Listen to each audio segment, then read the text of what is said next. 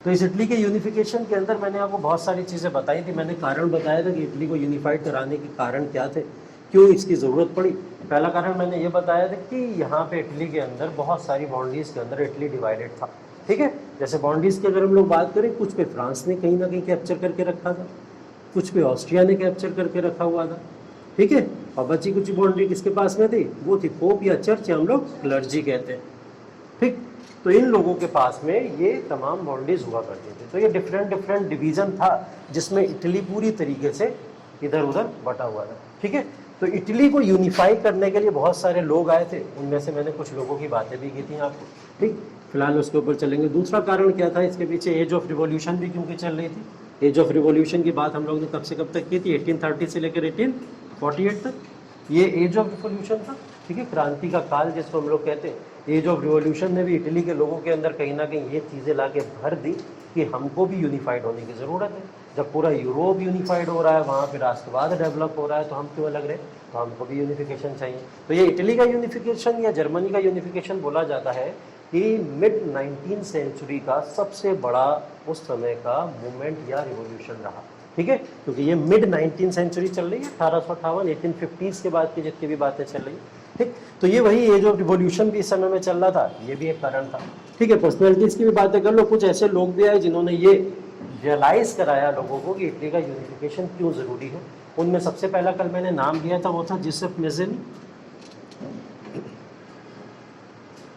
जिसेप मेज़ेनी को क्या बोला जाता है, हार्ट ऑफ इटली, ठीक है। इटली के हार्ट की संज्ञा इनको दी गई है, ठीक है। इस नाम से इनको बुलाया जाता है, जिसेप मेज़ेनी को। जिसेप मेज़ेनी के अलावा मैंने आपको एक नाम और बताया था, वो कौन थे, गिरबल्डी, ठीक है। गिरबल्डी के बारे में जब हम लोगों ने बात की थी तो इनको बोला जाता था योद्धा थे, ठीक है। योद्धा की जगह तो इनको हमने एक टाइटल दे दिया था कि ये सॉर्ड ऑफ इटली कहलाएंगे। इटली की तलवार के फॉर्म में काम करते थे, तो इटली को प्रोटेक्ट किया करते थे, इसलिए सॉर्ड ऑफ इटली कहलाते हैं, ठीक। तीसरी बात हम लोगों ने यहीं पे की थी, वो कौन थे, डफ, कैवियर थे ना। कैवियर आगे चल के प्राइम मिनिस्टर भी बने इटली के, जिन्होंने कहीं ना कहीं यूनिफिकेशन की सबसे पहली कील ठोकी थी, कह सकते हैं हम लोग, ठीक है। यूनिफिकेशन इटली का इन्हीं के समय में शुरू हुआ। तो कैवियर को क्या बोला जाता है, माइंड ऑफ इटली, ठीक। इनको बोला जाता है माइंड ऑफ इटली। तो ये तीन अलग अलग पर्सनैलिटीज़ थी जिन्होंने इटली के यूनिफिकेशन में बहुत बड़ा योगदान दिया, और इसी की वजह से इटली फाइनली यूनिफाइड हो पाया, ठीक है। ये बातें की थी हम लोगों ने। अब हम लोगों ने टूटे हुए इटली की बातें की थी। वो टूटा हुआ इटली क्या क्या था, कहाँ पे था, तुम लोग मुझसे फिर से मैप बनवाओगे हमें,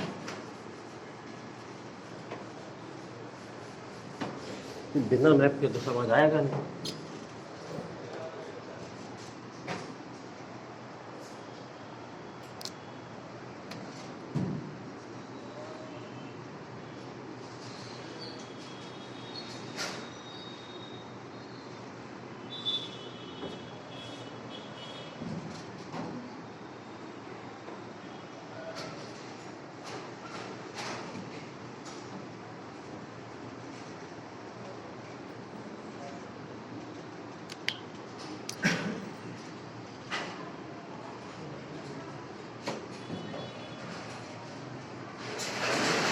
ऐसे ही था कुछ,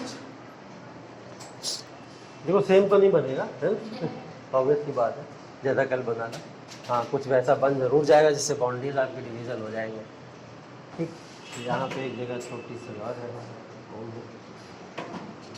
यहाँ पे एक डिवीज़न हम लोगों ने किया था, इस जगह पे कुछ डिवीज़न किया था हम लोगों ने, ठीक है। और हाँ, यहाँ पे 2 डिवीज़न थे, और इसके अलावा यहाँ पे भी एक डिवीज़न था, कुछ ऐसे था ना। हाँ, ये वाला डिवीज़न किया था हम लोगों ने, ठीक है। तो मैंने ये बताया था, ये वाली जो जगह थी इसको बोलते थे पीडमोंट, ठीक। ये वाली जगह थी इसको बोलते थे सरदेनिया। ये पीडमोंट और सरदेनिया क्यों पॉपुलर, क्योंकि इटली तो यही थे, बाकी सारी जो फॉर्मेलिटीज़ हैं, ठीक है। इटली के मेन पार्ट तो यही है। ये वाली जगह क्या थी, रोम, इसको हम लोग रोम बोला करते थे, ये पूरा का पूरा रोम था। इसको हम लोग बोलते थे पेपल स्टेट, ये पेपल स्टेट था हमारा। ये क्या था, kingdom of 2 Seychelles, kingdom of 2 Seychelles यहाँ लिख दे रहा हूँ मैं, क्योंकि ये दोनों चीज़ें आपस में मिली हुई थी, इसलिए इसको किंगडम ऑफ टू सेशल्स के नाम से हम लोग जानते हैं। ठीक है, लंबार्डी यहाँ पे था, ये बोल देना कहीं पे भी कुछ भी हो अगर कुछ ऐसा। ठीक है, इसे क्या बोलते थे? वेनिशिया, सिटी ऑफ विंच जिसको बोला जाता है, वेनिशिया का रीजन था ये पूरा का पूरा। और कुछ बचा?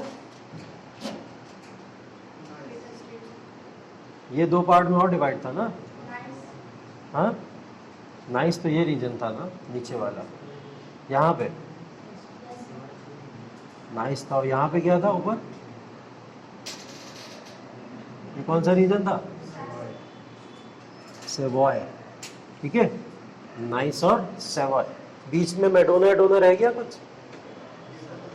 हाँ, कहाँ पे है मेडोना? मेडोना ये वाला है, और ये वाला क्या था?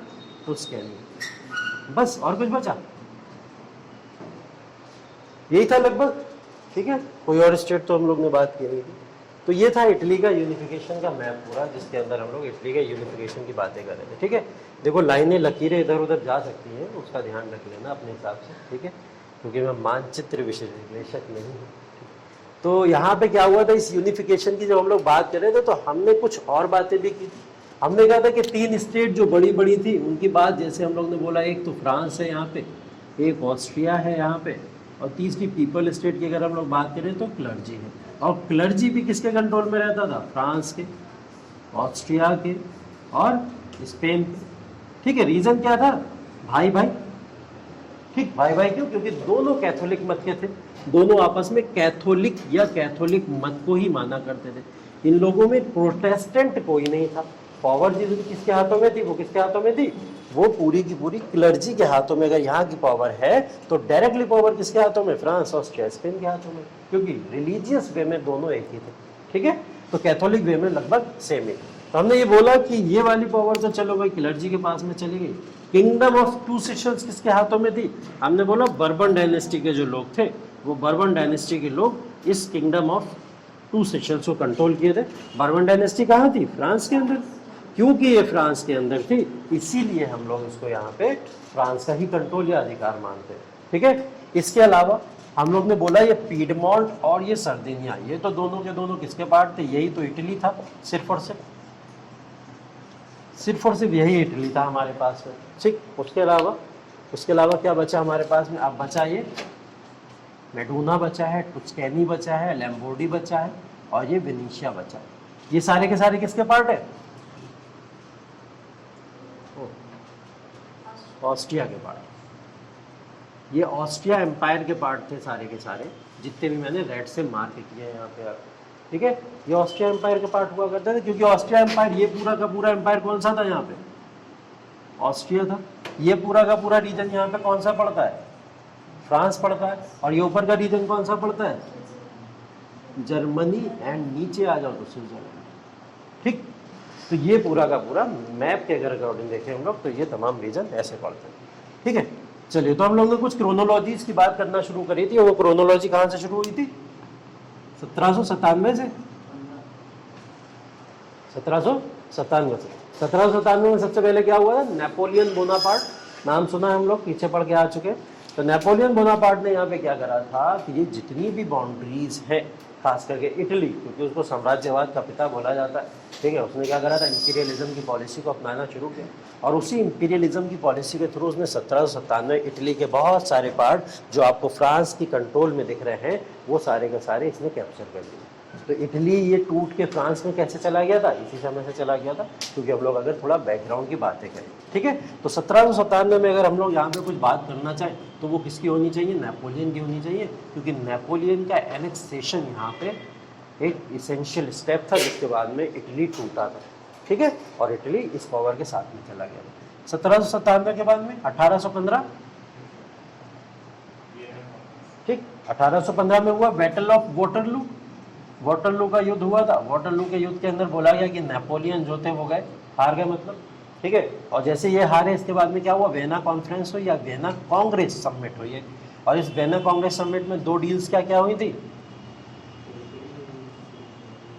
इटली की जो बाउंड्री फ्रांस के पास में है वो फ्रांस के ही पास में रहेगी, उसमें किसी भी तरीके का हेर बदल नहीं होगा।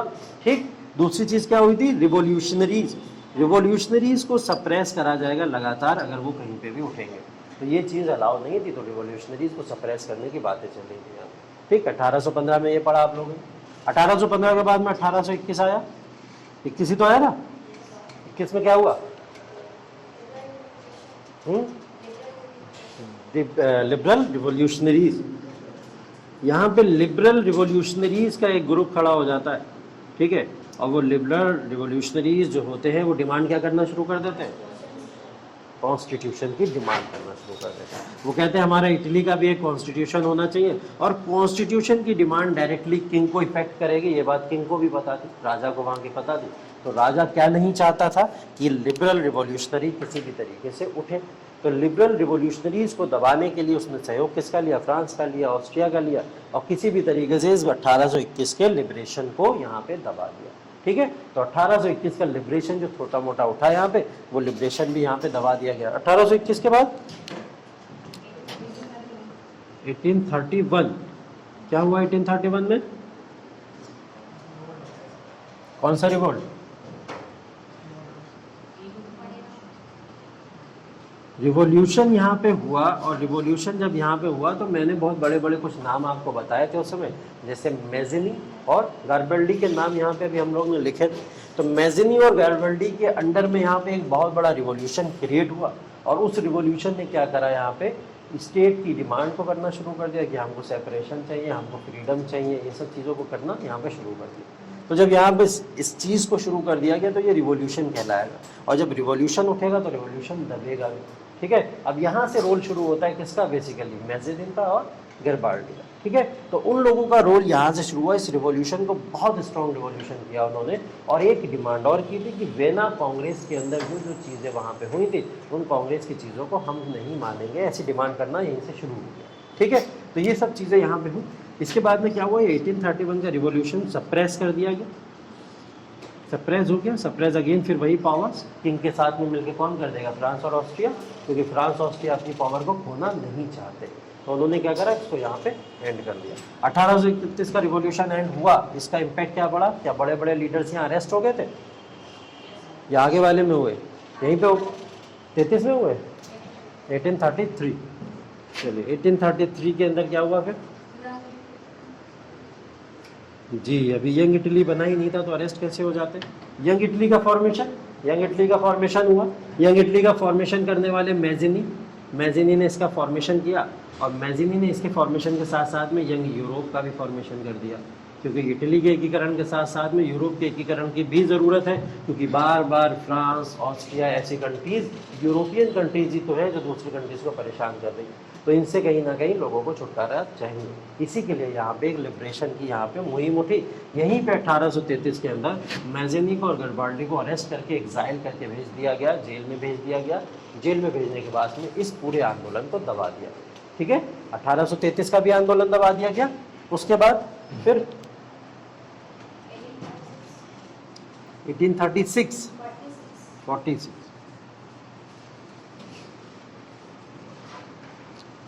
हाँ जी, क्या हुआ 1846 में, first war of independence. First war of independence बोला जाता है इटली का, यहाँ से शुरू हुआ था, और ये जुलाई 1849 तक अप्रोक्स चला। ठीक है, तो ये यहाँ से शुरू हो गया, 1849 के पूरे इरा में चला फर्स्ट वॉर ऑफ इंडिपेंडेंस। इसको आप कंपेयर कर सकते हैं किसके, इंडिया के जो वॉर ऑफ इंडिपेंडेंस हुआ था 1857 का रिवॉल्ट जो हुआ था, उसी तरीके से रिवॉल्ट हुआ। लगभग 3 साल तक ये रिवॉल्ट चला पूरा का पूरा, और इस रिवॉल्ट से बहुत बड़े बड़े कहीं ना कहीं जितनी भी ये स्टेट आप देखोगे हर जगह लोग लीड कर रहे थे मूवमेंट को, तो जगह जगह से बहुत सारे लीडर्स कलेक्ट होते चले गए। ठीक है, तो उन्होंने क्या करा, एक बहुत बड़ा यूनियन बनाया, यूनियन बना के इस पूरे के पूरे मूवमेंट को यहाँ पे चलाया। बट अनफॉर्चुनेटली 1849 के अंदर भी ये वाला जो फर्स्ट वॉर ऑफ इंडिपेंडेंस था, इसको भी सप्रेस कर दिया गया। ठीक है, तो इस सप्रेशन का भी रीज़न क्या था, अगेन फिर वही फ्रांस और ऑस्ट्रिया को आप लेके आएंगे, तो उसी ने इसके थ्रू यहाँ पे सप्रेशन कर दिया। ठीक है, सप्रेशन के बाद में 1846 से 49 तक जब ये मूवमेंट चला, तो इस मूवमेंट के बाद में बहुत बड़ा चेंज आया था इटली के अंदर। ठीक है, चेंज क्या आया था इटली के अंदर, कि मैंने बताया था कि अब राजा भी बदल गया इसके बाद में। ठीक, राजा भी बदल गया इसके बाद में। राजा बदलने के साथ साथ में राजा ने अपने तरीके के ऑफिसर्स को रखना शुरू कर दिया। पहले का राजा नहीं चाहता था कि लोगों को किसी भी तरीके की फ्रीडम मिल पाए, लेकिन अब जो राजा आया यहाँ पे उसने क्या चाहना शुरू कर दिया कि लोगों को लिबरेशन मिले, फ्रीडम मिले और उनके हिसाब की उनको स्वतंत्रता मिलनी चाहिए। ये बात करेंगे हम लोग 1855, ठीक है। 1855 में क्या हुआ था, Victor Emmanuel second, Victor Emmanuel second यहाँ पे किंग बनते हैं। और विक्टर इमैनुअल सेकंड के किंग बनने के साथ में, ठीक है, ये किंग बन गए थे। किंग बनने के साथ में यहाँ से जो मेन चीज होती है वो है कैवियर का, ठीक। रोल किसका है, कैवियर का। कैवियर यहाँ पे प्राइम मिनिस्टर बन जाते हैं किंग के। किंग के प्राइम मिनिस्टर बनने का मतलब क्या होता है, किंग अपने ऐसे करीबी लोगों को अपने डिपार्टमेंट के अंदर रखता है जो लोग किंग को भी समर्थन करें और जनता के भी काम आ सके। कैवियर का क्या था फिलॉसफी, कैवियर की फिलॉसफी थोड़ी सी गिरबाल्डी और मैजिनी से अलग थी। गिरबाल्डी और मैजिनी क्या चाहते थे कि पूरी तरीके से इटली को फ्रीडम मिलनी चाहिए, यहाँ से डिक्टेटरशिप हट जानी चाहिए और क्या आ जानी चाहिए, डेमोक्रेसी आ जानी चाहिए। लेकिन कैवियर क्या चाहते थे, डिक्टेटरशिप रहनी चाहिए, किंग रहना चाहिए, हमारा किंग जैसा है वैसा रहना चाहिए, हाँ इटली को यूनिफाई हो जाना चाहिए। तो वो भी चाह रहे हैं इटली यूनिफाई हो जाए, ये भी चाह रहे हैं इटली यूनिफाई हो जाए। तो दोनों लोग इटली को यूनिफाई करना तो चाहते थे, तो दोनों का टारगेट नेशनलिज्म या राष्ट्रवाद में तो सेम था, इसलिए दोनों ने यहाँ मिलकर काम करना शुरू कर दिया, ठीक है। तो इसी काम के सिलसिले में थोड़ा सा आगे बढ़े थे हम लोग, तो बात कर ली थी हम लोग ने 1858 की, ठीक। 1858 मैंने बताया था आपको एक बहुत बड़ा मूवमेंट हुआ। यहाँ पे बोला जाता है कैवियर को कि वो क्लेवर था, क्लेवरनेस, माइंड में शार्प था बहुत, और उसी शार्पनेस की वजह से उसने बहुत बड़ा इटली के अंदर चेंज लाना शुरू कर दिया, ठीक है। यहाँ पे 1858 के अंदर मैंने कल आपको क्रीमियन वॉर बताया था और यहीं पे हम लोग की कहानी रुक गई थी,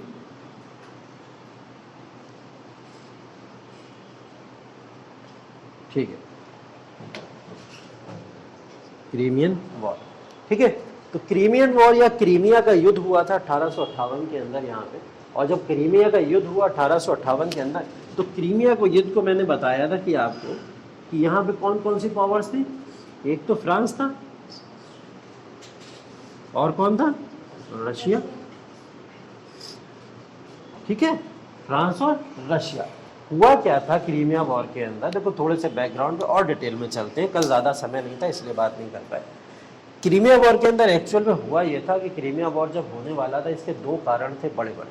बात ये थी कि क्रीमिया वॉर रशिया का फ्रांस के साथ किसी भी तरीके का कोई मसला था ही नहीं, ना रशिया फ्रांस के साथ किसी भी युद्ध में उलझना चाहता था।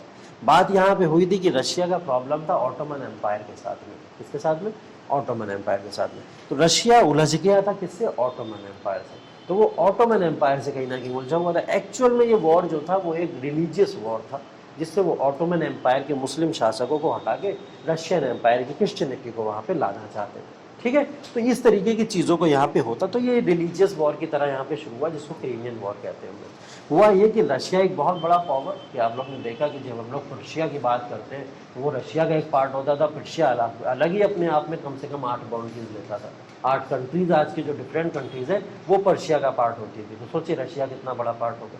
तो रशिया एक बहुत बड़ी टेरिटरी था, ऑटोमन एम्पायर से अकेले शायद ना जीत पाता। तो ऑटोमन एम्पायर ने क्या करा था, यहाँ पे समर्थन लिया कुछ लोगों का।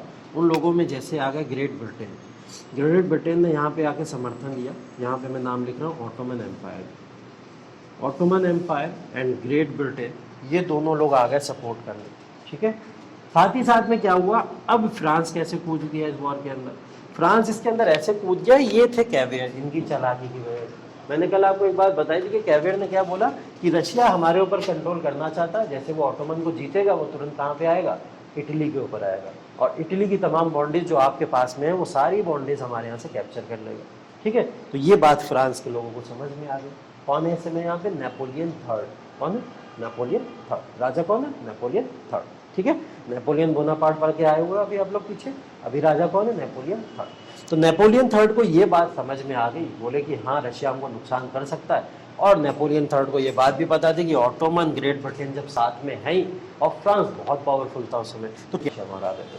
तो ये वॉर बन गया कहीं ना कहीं एक बड़ा वॉर, जो इन तमाम पावर्स के बीच में, एक तरफ ऑटोमन, ग्रेट ब्रिटेन और फ्रांस थे, और दूसरी तरफ रशिया था, ठीक। चलिए यहाँ तक बातें ठीक थी। फ्रांस को इटली वालों ने ही समझाया था, कैवियर ने ही समझाया था कि आप वॉर के अंदर जाइए और रशिया को हराइए, वरना ये हमारे यहाँ आ जाएगा। तो इटली वालों ने इनके सामने क्या करा, एक नजराना भी रख दिया।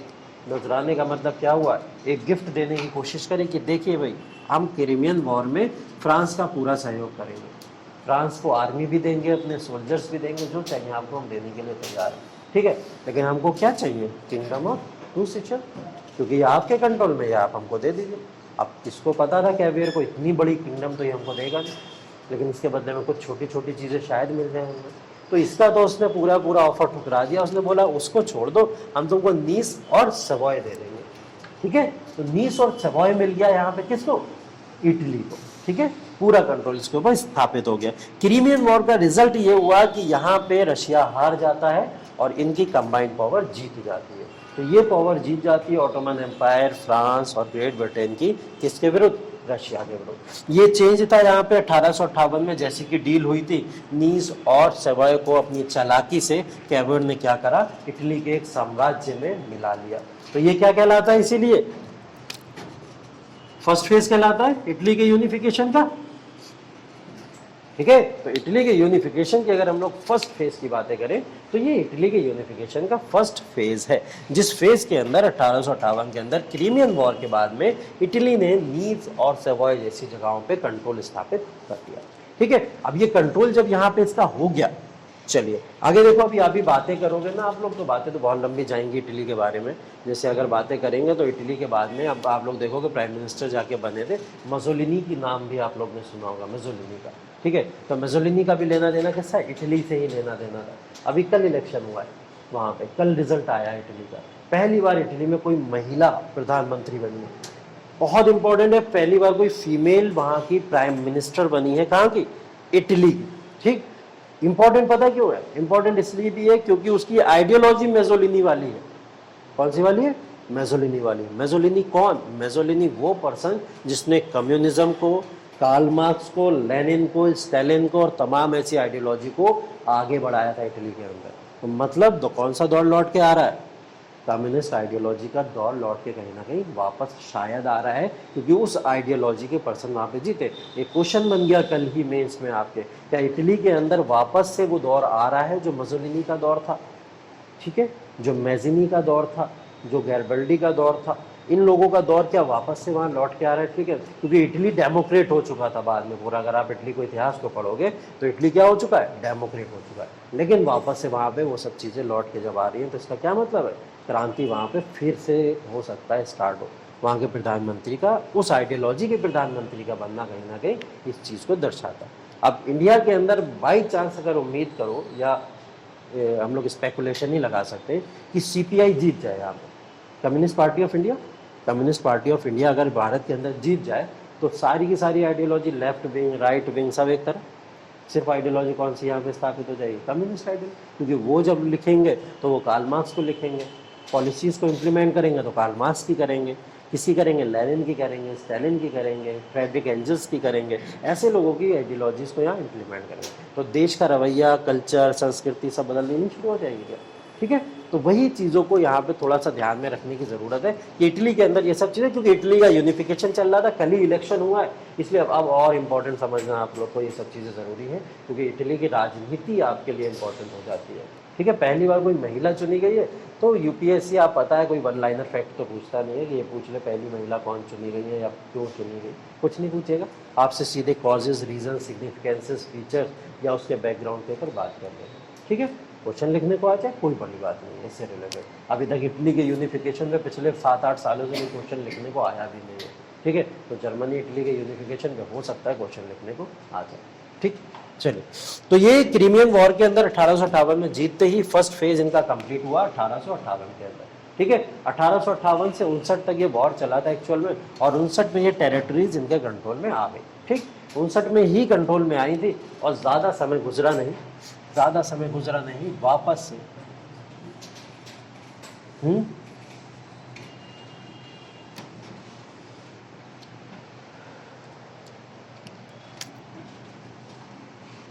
ज़्यादा समय यहाँ गुजरा नहीं था, बात शुरू हो गई सेकंड फेज की, ठीक है।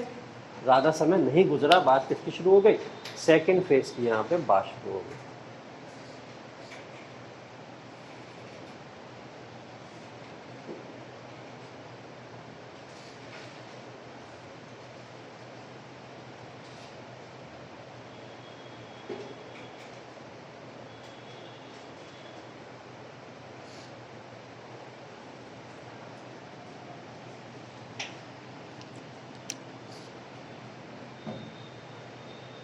हाँ जी, सेकंड फेज कैसे शुरू हुआ, सेकंड फेज की तरफ थोड़ा सा चलते। जैसे ये वॉर जीते, वॉर जीतने के बाद में थोड़ा बहुत अच्छे संबंध हो गए फ्रांस के साथ में इटली के, तो इन्होंने बुलाया, इनवाइट करा फ्रांस को। फ्रांस की तरफ से आया नेपोलियन थर्ड, और इधर से कौन थे, कैवियर थे। कैवियर एंड नेपोलियन के अंदर एक ट्रीटी साइन हुई थी, एक ट्रीटी साइन हुई थी। उस ट्रीटी के थ्रू बोला गया, उस ट्रीटी के थ्रू बोला गया, एक्चुअल में ट्रीटी पिडमोंट और सार्दिनिया यही वाले इलाके अभी साइन कर रहे हैं, क्योंकि अभी तक इटली का और कोई पार्ट है नहीं। तो कभी कभी लिख के आ जाता है कि क्या पिडमोंट सार्दिनिया ने नेपोलियन के साथ में संधि साइन की थी।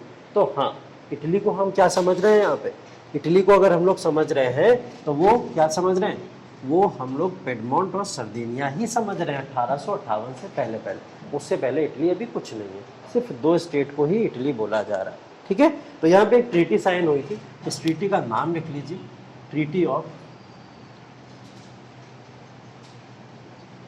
प्लोम्बियरस।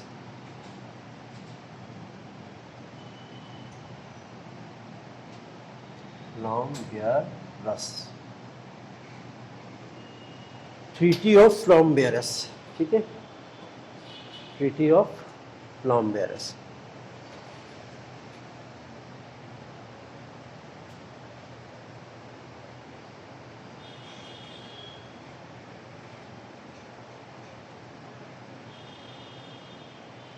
ठीक, अब देखो यहाँ पे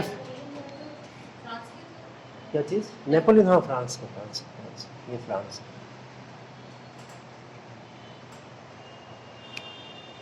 ठीक है, अब चलिए वापस चलते हैं थोड़ा सा। मैंने आपको बताया था ऑस्ट्रिया, फ्रांस और स्पेन आइडियोलॉजी में भी सेम, ठीक है, और पॉलिटिकल बाउंड्रीज को भी शेयर करने में यहाँ पे भी सेम देख रहे हैं। तो फ्रांस ऑस्ट्रिया का समर्थक है, बहुत बड़ा, भाई भाई हैं दोनों आपस में।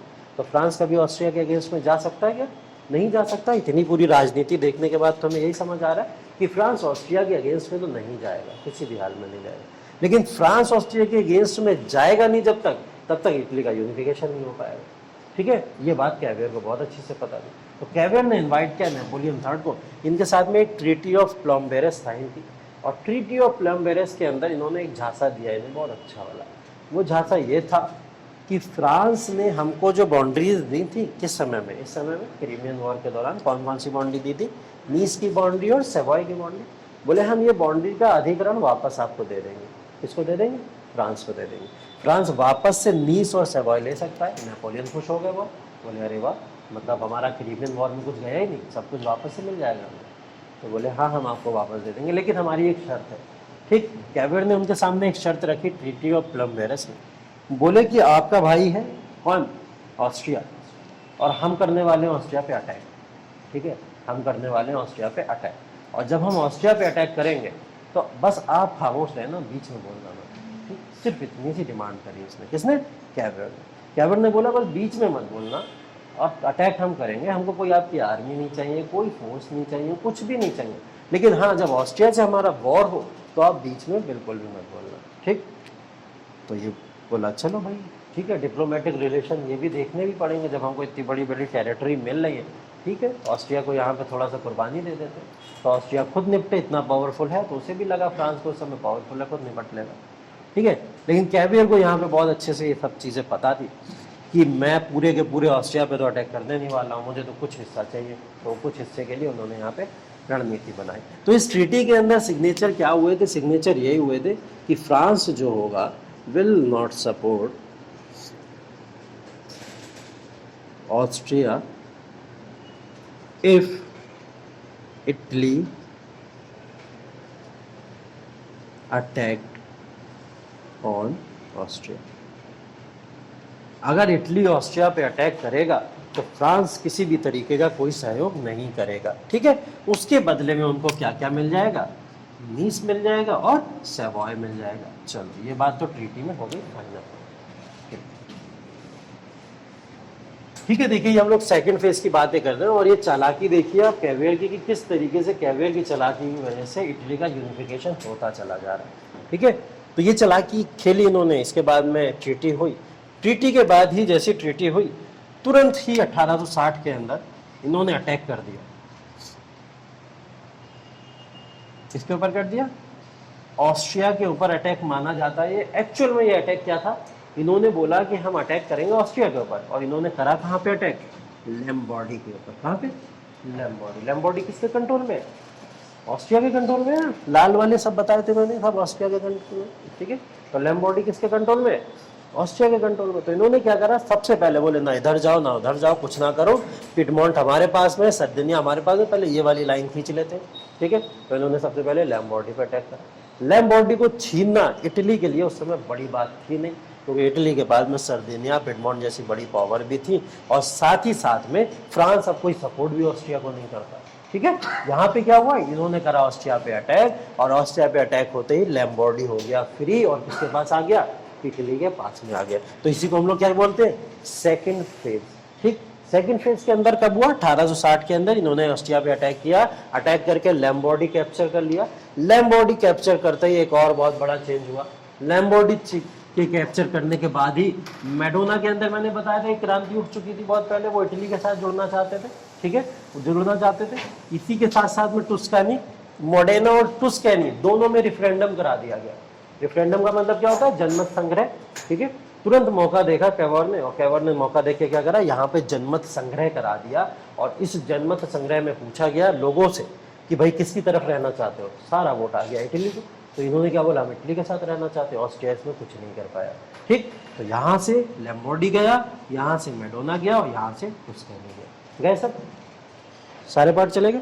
यहाँ के ऑस्ट्रिया एम्पायर कमजोर हो गया, यहाँ पे ये गया ये गया ये गया, ठीक। पिडमोंट पास में, सरदिनिया पास में, अभी ऑस्ट्रिया के पास में क्या बचा हुआ है, वेनेशिया, वेनेशिया बचा हुआ। बाकी आपको कुछ लग रहा है ऑस्ट्रिया के पास में बचा हुआ है, एक पावर तो रिड्यूस हो गई सेकंड फेज तक बहुत बुरी तरीके से। बात समझ में आई, फिर से मैं रिपीट करता हूँ इस बात को, रिपीट यहाँ पे ये करता हूँ कि 1860 के अंदर इन्होंने ऑस्ट्रिया पे अटैक कर दिया, क्योंकि एक ट्रीटी हुई थी यहाँ पे, कौन सी, ट्रीटी ऑफ प्लम्बेरस। ट्रीटी ऑफ प्लम्बेरस के आधार पे ये चीज़ों को यहाँ पे बोला गया कि भाई दो चीज़ें हैं, एक तो फ्रांस किसी भी तरीके का ऑस्ट्रिया का सपोर्ट नहीं करेगा अगर उस पर इटली अटैक करे, ठीक है, पहली चीज़। दूसरी चीज़, हम आपको उसके बदले में नीस और सेवॉय दे देंगे, दूसरी चीज़ ये होगी। तो ये दोनों ट्रीटी पे फ्रांस मान के खामोश रह गया, इन्होंने मौके का फायदा उठाया, 1860 में अटैक कर दिया ऑस्ट्रिया पे। ऑस्ट्रिया पे अटैक क्या कहलाया गया, लैम्बॉर्डी पे अटैक। लैम्बॉर्डी पे अटैक मतलब, लैम्बॉर्डी पे अटैक का मतलब ये हो गया कि लैम्बॉर्डी के ऊपर अटैक करते ही इन्होंने लैम्बॉर्डी को कैप्चर कर लिया। लैम्बॉर्डी को कैप्चर करते ही यहाँ के लोग भी डिमांड करने लगे मेडोना के, टुस्कैनी के, कि हमको भी तो इटली के साथ ही जाना था, हमको भी इटली के साथ चाहिए। तो इन्होंने क्या बोला, चलो रेफरेंडम करा देते हैं, जनमत संग्रह करा देते हैं, लोगों की आवाज़ सुन लेते हैं, वो लोग क्या कहना चाहते हैं, ठीक। तो लोगों की आवाज़ को यहाँ पे सुना गया, मेडोना और टुस्कैनी को रेफरेंडम कराया गया, जनमत संग्रह कराया गया, और उस जनमत संग्रह से इन दोनों बॉन्डी को भी इटली में मिला लिया गया, ठीक। लैम्बॉर्डी, टुस्कैनी, मेडोना, पिडमोंट और सरदिनिया, ये बड़े बड़ी सारी बॉन्डीज अब किसकी हैं, इटली की हो चुकी है, ठीक। चलिए यहाँ तक बातें क्लियर, कहीं कोई डाउट हो पूछो, एकदम तुरंत पूछो, यहीं पे पूछो, आगे चल के कंफ्यूजन में मत रहना। हाँ, 1858 के अंदर मैंने ये बताया था आपको कि 1858 के अंदर जो फर्स्ट फेज हुआ था हमारा, जिसको हम लोग फर्स्ट फेज कहते हैं, फर्स्ट फेज के अंदर क्या हुआ था, कैवियोर ने अपनी चालाकी से, क्लेवरनेस से क्या करा था, इस नीस और सेवॉय जैसी बॉन्डीज को कैप्चर कर लिया था, ठीक है, कैप्चर कर लिया। तो ये फर्स्ट फेज कहलाता है कि इन बॉन्डी को कैप्चर कर लेना, इटली का एक पार्ट बना देना, तो ये फर्स्ट फेज कहलाता है। इसके अंदर उसने क्या करा था, इन लोगों को समर्थन दे दिया था, किसको, ऑटोमन एम्पायर को, ग्रेट ब्रिटेन को, फ्रांस को, जिससे रशिया हार जाए। इसको समर्थन देने का उसका कोई ऐसा पॉलिटिकल एंगल, रिलीजियस एंगल कुछ नहीं था, वो बिल्कुल भी रशिया का विरोधी नहीं था, लेकिन समर्थन देने का फ़ायदा उसको क्या मिल रहा था कि उसके इटली में कुछ और पार्ट ऐड हो जा रहा था, सिर्फ उसने इसलिए समर्थन दिया। समर्थन देते ही फर्स्ट फेज़ ख़त्म हुआ और ये कुछ पार्ट उसको वापस मिल गया। तो ये फर्स्ट फेज़ इससे ऐसे गुजर जाता है 1858 में, ठीक है। चलिए 59 में ट्रीटी हुई, 60 में अटैक हो गया, अटैक होने के बाद में ये बहुत सारी बॉन्डेज इनके हाथों में आ जाती है। बताएं यहाँ तक किसी को कोई दिक्कत, सही है यहाँ तक। चलिए अब देखिए, इटली रुक नहीं रहा है बिल्कुल भी, क्योंकि उसको पता है कि ये मौका चल रहा है रिवॉल्यूशन का, और यही सबसे अच्छा मौका है जिस समय में हम लोग अभी इटली को पूरा यूनिफाई कर सकते हैं, पूरा इटली को अपने इटली के अंदर मिला सकते हैं, ठीक है। तो यही सेकंड फेज देखिए हम कंटिन्यू रखेंगे 1860 में, सिर्फ यहाँ पे सेकंड फेज अभी खत्म नहीं हुआ, ठीक है। कैवियोर ने क्या करा, यहाँ पे एक और बहुत बड़ा गेम खेला।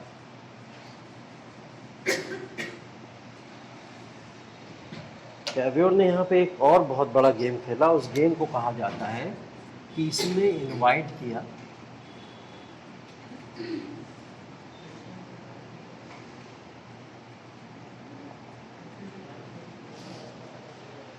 इसने किसको इनवाइट कर दिया? गैरिबल्डी को इनवाइट कर लिया, ठीक है। और गैरिबल्डी से बोला कि देखो बेटा, नदन इटली तो मैंने संभाल लिया, पूरा का पूरा नदन इटली तो मैं कर लूंगा, हैंडल कर लूंगा। और वो नदन इटली आ गया, और तुम्हारा भी तो टारगेट इटली को यूनिफाई ही कराना था ना, मेरा भी टारगेट वही था। तो ऐसा करते हैं, मिल के काम करते हैं, क्योंकि ये कहीं ना कहीं थोड़ा बहुत हिडन फोर्सेस काम कर रही थी गैरिबल्डी की, इटली को यूनिफाई कराने के लिए। इन्होंने क्या करा, उन्हें बुला लिया। ये अगर भारत करता, शायद थोड़ा सा भारत के परिप्रेक्ष्य में लेके जाना इस बात को, सुभाष चंद्र बोस जो हिडन फोर्सेस चला रहे थे अपनी जगह जगह पे, अगर कांग्रेस उनको इनवाइट कर लेती और कहती नहीं मिल के आओ, और मिल के आके अंग्रेजों के जो है बैंड बजाते हैं और वो हिडन फोर्सेस को एक बड़ी फोर्सेस में कन्वर्ट कर देते, तो शायद आज़ादी बहुत पहले मिल गई होती। लेकिन भारत से यहाँ पे एक चूक हुई, उसने सुभाष चंद्र बोस को एकदम अलग कर दिया, ठीक है। यहाँ पे सुभाष चंद्र बोस से ही, क्योंकि मैंने इनका कंपैरिजन किया था इसलिए मैं ये बात बता रहा हूँ। तो गैरिबल्डी को इनवाइट किया गया और बोले कि पूरे के पूरे सदर्न इटली की जिम्मेदारी आपकी, सदर्न इटली का जो भी पार्ट है वो सदर्न इटली के पार्ट को कैप्चर आप करोगे। सदर्न इटली क्या है? किंगडम ऑफ टू सिशल्स, यही तो है सदर्न इटली। तो किंगडम ऑफ टू सिशल्स की जिम्मेदारी किसको दी गई? वो दी गई गैरिबल्डी को। तो मैंने बोला गैरिबल्डी बहुत बड़े योद्धा थे, ठीक है, और योद्धा होने के साथ साथ में ये बहुत ही कुशल व्यक्ति भी थे। और इन्होंने क्या करा, किंगडम ऑफ टू सिशल्स में अपनी आर्मी को लेके, अपनी सेना को लेके, जिसको पूरा इटली का समर्थन भी है, ठीक है, आर्मी को लेके अटैक कर दिया। अटैक कर दिया किसके ऊपर? किंगडम ऑफ टू सिशल्स के ऊपर। और किंगडम ऑफ टू सिशल्स को जीत के किसमें मिला दिया? इटली के अंदर मिला दिया। तो 1860 में दो बड़ी बड़ी घटनाएं क्या हुई? एक बड़ी घटनाएं रेफरेंडम से नदन इटली भी पास में आ गया, और एक गैरिबल्डी की वजह से क्या हुआ, किंगडम ऑफ टू सिशल्स भी इटली में आके मिल गई, ठीक है। तो ये सब चीजें तो मिल गई हैं, क्या क्या बचा है? चलो मैप में देख के बताओ क्या क्या चीजें बच गई अभी जो अभी इटली में नहीं है। हाँ, क्लर्जी वाला बच गया अभी, पेपल स्टेट जिसको हम लोग कहते हैं। और क्या बचा? और क्या बचा? वेनेशिया बचा अभी वेनेशिया बचा, पेपल स्टेट, वेनेशिया और थोड़ा बहुत रोम बच गया। ये तीन चीजें बची है, वरना पूरा इटली लगभग कैप्चर हो चुका है, ठीक है। जो इटली के यूनिफिकेशन की बात हो रही थी, वो इटली का यूनिफिकेशन सक्सेसफुल होता हुआ दिख रहा है। चलिए, इसी को बोलते हैं हम लोग थर्ड फेज। यहाँ तक सेकंड फेज हो गया, अब इसको बोलेंगे थर्ड फेज। कहाँ से? कुछ नहीं, सदर्न इटली में गैरिबल्डी को इनवाइट किया, सदर्न इटली की एक आर्मी लेके गए वहां पे, और इन्होंने आर्मी में लेके किंगडम ऑफ टू सिशल्स पे अटैक करके उसको जीत के इटली में मिला दिया, ठीक है। बस इतना ही। थर्ड फेज देखिए, कैवियर की डेथ हो गई यहाँ पे। थर्ड फेज में कैवियर नहीं है, ठीक, कैवियर नहीं। तो ये पूरी जिम्मेदारी अब किसके ऊपर आ गई थी? वो थे राजा यहाँ के, जो विक्टर इमैनुअल लगातार साथ दे रहे थे, ठीक है। किसका साथ दे रहे थे? विक्टर इमैनुअल साथ दे रहे थे लगातार कैवियर का, इटली के यूनिफिकेशन के अंदर। तो जितना भी रोल आप कैवियर का पढ़ता चले जा रहे हैं, उतने में विक्टर इमैनुअल का भी रोल है पूरा का पूरा, क्योंकि राजा तो यही है, सपोर्ट यही कर रहे हैं कैवियर को। तो इनकी तो इस समय डेथ हो गई। डेथ होने के बाद में इनके पास में मौका, या कह सकते हैं हम लोग, कोई चॉइसेस थी ही नहीं गैरिबल्डी के अलावा, कि गैरिबल्डी या मैज़िनी के अलावा इनके पास कोई चॉइस हो। लेकिन गैरिबल्डी और मैज़िनी कौन है? इनके विरोधी। पता नहीं आपको, राजा को वो लोग हटाना चाहते हैं, राजा को नहीं देखना चाहते। तो ये लोग बैठे आपस में, बैठ के इन्होंने चर्चाएं करी कि देखिए गैरिबल्डी की तो डेथ हो गई। गैरिबल्डी की 1861 में डेथ हो गई थी, तो सॉरी कैवियर की कब डेथ हो गई थी? 1861 में डेथ हो गई थी। अब डेथ होने के बाद में ये सपना अधूरा रह जाता पेपल स्टेट का, वेनेशिया का, रोम का मिलाने का। तो ये कैसे किया जाए?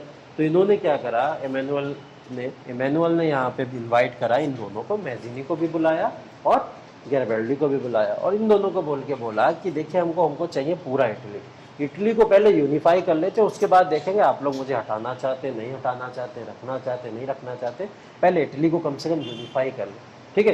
तो उस इटली के यूनिफिकेशन के लिए अब ये लोग भी जो बड़े बड़े कौन थे, मैज़िनी या गैरिबल्डी जैसे लोग भी आके किसके साथ में मिल गए? राजा के साथ। तो इटली के अंदर अब जितना भी इंटरनल द्वेष या जितने भी इंटरनल स्ट्रगल था वो सब खत्म हो जाएगा, सारी प्रॉब्लम खत्म हो जाएगी। तो यूनिफिकेशन तो आ ही गया इटली के अंदर, सिर्फ स्टेट को तो ले जाना रह गया है सिर्फ और सिर्फ, ठीक है। पीपल स्टेट किसके कंट्रोल में है? क्लर्जी के है, और क्लर्जी किसके कंट्रोल में? हाँ, फ्रांस के, ऑस्ट्रिया के, इन सब के कंट्रोल में, ऑस्ट्रिया फ्रांस वगैरह इन सब के कंट्रोल में। ठीक है, चलिए अभी बात करते हैं फिर 1866 में, थर्ड फेज की तरफ आते हैं। तो ये बात चल रही है 1866 में। तो ये थर्ड फेज 1866 से लेके 1870 तक लगभग कहलाएगा, और 71 में हम इसको फाइनल पैक कर देंगे। ठीक, तो 1866 में जब ये थर्ड फेज शुरू हुआ, तो शुरू होते ही यहाँ पे एक मौका मिला था, क्योंकि यहाँ पे वॉर शुरू हो गया था, ऑस्ट्रिया वर्सेस पर्शिया। 1866 में कौन सा वॉर हो रहा है? Austria versus Persia. ऑस्ट्रिया और पर्शिया का यहाँ पे वॉर शुरू हो गया। ठीक है, अब दुश्मन का दुश्मन दोस्त होता है। ठीक है, ये तो पता ही है आप लोगों को। तो यहाँ पे इटली किसको समर्थन देगा और किसके साथ जाएगा? पर्शिया के साथ में जाएगा। ऑस्ट्रिया के साथ में तो संघर्ष है ही ना उससे। ठीक है, पर्शिया के साथ में जाएगा। पर्शिया के साथ में क्यों जाएगा? क्योंकि अभी ऑस्ट्रिया के पास में हमारा एक राज्य है, हमको उसको छुड़ाना है किसी तरीके से। कौन सा? वेनेशिया वाला राज्य। वेनेशिया किसके पास में? अभी ऑस्ट्रिया के पास में तो है, तो वेनेशिया ही तो छुड़ाना है अभी हमको। तो इन्होंने क्या करा, यहाँ पे पर्शिया को सपोर्ट दिया। पर्शिया कौन? वही 8 स्टेट जो मैंने आपको बताए थे, टोटल 8 स्टेट किसके कंट्रोल में आते थे? रशिया के ही कहीं ना कहीं कंट्रोल में आते थे। अभी कुछ ही समय पहले आपने देखा कि इटली किसके सपोर्ट में था? रशिया के अगेंस्ट में था, फ्रांस के सपोर्ट में था। देखा ना कुछ ही देर पहले आपने। अब तुरंत इटली पलट गया, यहाँ पे इटली किधर आ गया? पर्शिया की तरफ आ गया। क्योंकि इटली देखिए यहाँ पे किसी भी विचारधारा से या किसी भी चीज़ों से उसका कोई लेना देना नहीं है, उसका लेना देना सिर्फ एक चीज़ से है, और वो चीज़ क्या है? इटली को यूनिफाई कराना। अब वो चाहे वो सीधे हाथ से हो, चाहे उल्टे हाथ से हो, चाहे घुमा के हाथ से हो, चाहे कैसे। ठीक है, तो वो हर तरीके से कोशिश कर रहे थे, और इसी कोशिश में उन्होंने क्या करा? यहाँ पर्शिया के साथ में ट्रीटी साइन करी। ठीक है, अब पर्शिया के साथ में जो ट्रीटी साइन हुई, वो पर्शिया के साथ में ट्रीटी यही साइन हुई थी कि हम पर्शिया को अपनी पूरी आर्मी दे देंगे, जितनी भी आर्मी उसको चाहिए ऑस्ट्रिया के अगेंस्ट में। लेकिन अगर पर्शिया यहाँ पे जीतता है और पर्शिया की जीत होती है, तो हमको क्या चाहिए? हमको हमारा वेनेशिया चाहिए। ठीक है, इन्होंने ये शर्त रख दी इसके सामने कि हमको हमारा वेनेशिया चाहिए। ठीक, तो वेनेशिया को जीतने को लेके इन्होंने यहाँ पे शर्त रख दी।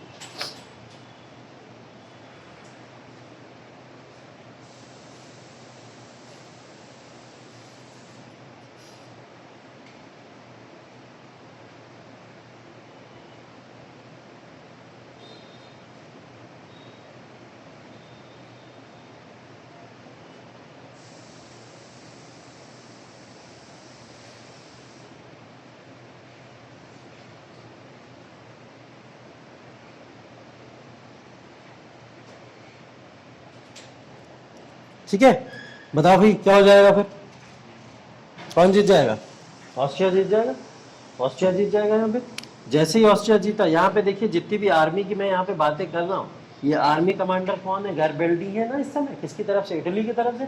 तो गैरिबल्डी अपनी पूरी आर्मी लेके पर्शिया के साथ में चले गए, और पर्शिया ने और गैरिबल्डी ने सब ने मिलकर किस पे अटैक कर दिया? ऑस्ट्रिया पे। और ऑस्ट्रिया यहाँ से लूज कर जाता है, हार जाता है। हारने के बाद में 1866 के अंदर यहाँ पे जो वेनेशिया था, वो वेनेशिया भी किसका पार्ट बन जाएगा?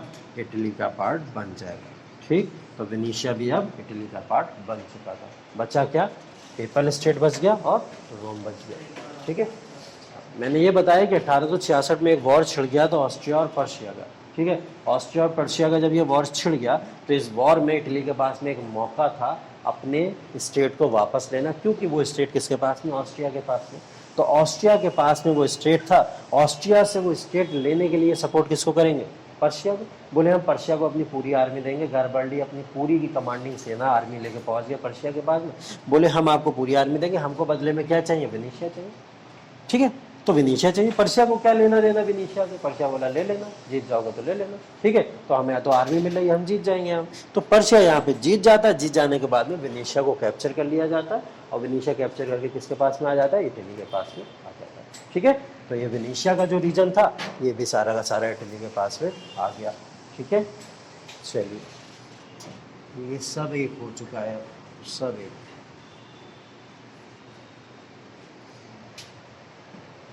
ठीक, चलिए, और अभी बचा क्या है हमारे पास में? इस बाउंड्री को भी हटा ही दो, क्योंकि ये भी लगभग इसी में आ चुके हैं। अब बच गया पीपल स्टेट और रोम। ये दो चीज़ें भी हमारे पास में बची हैं। पीपल स्टेट किसके पास में है?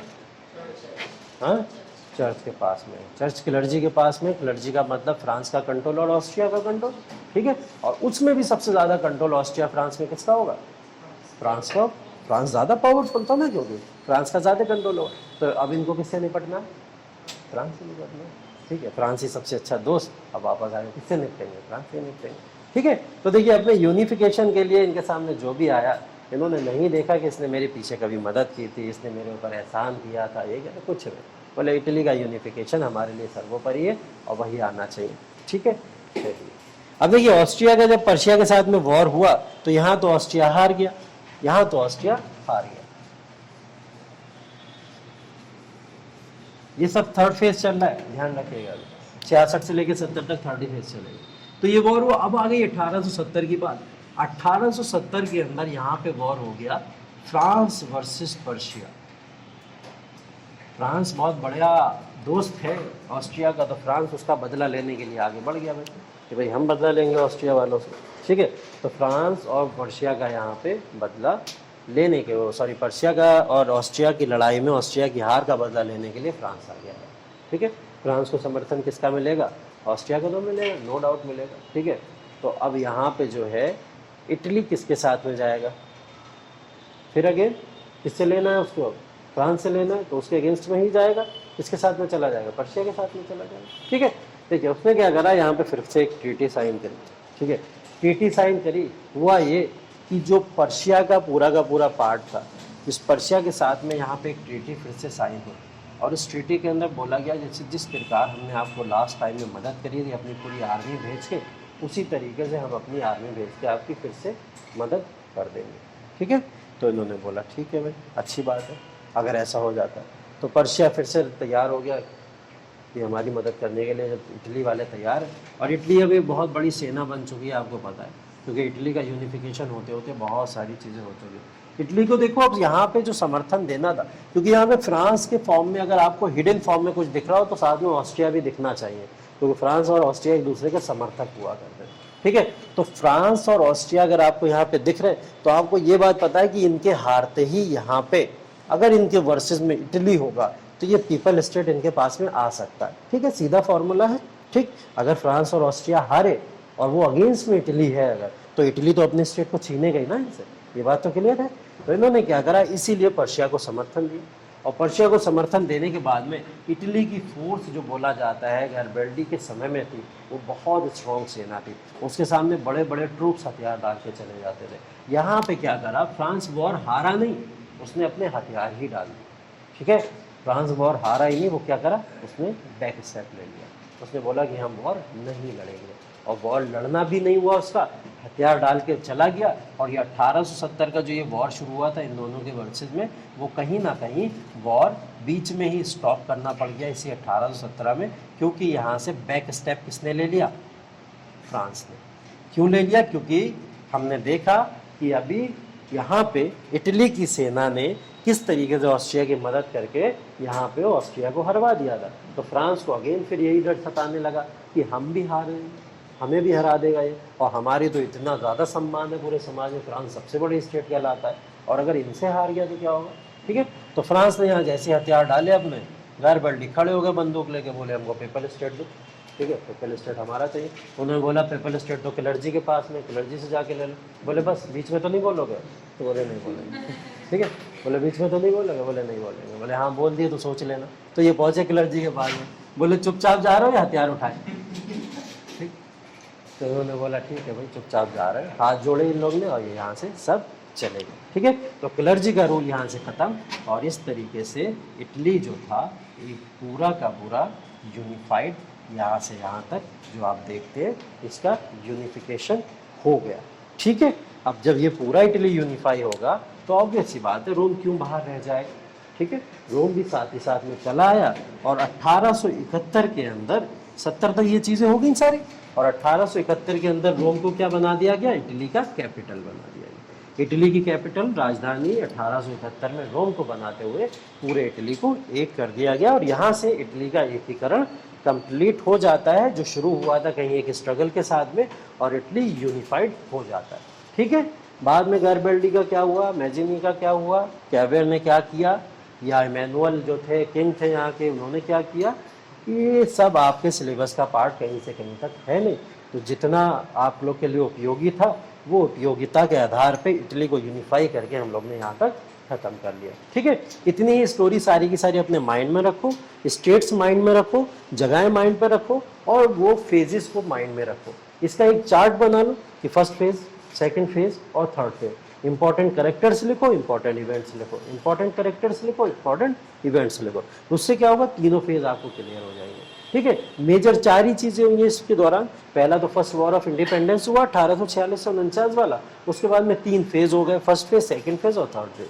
यही पूरा का पूरा इटली का यूनिफिकेशन है। ठीक है, ये इसका पूरा निचोड़ है। चलिए, हो जाता है ये लेक्चर यहाँ पे खत्म।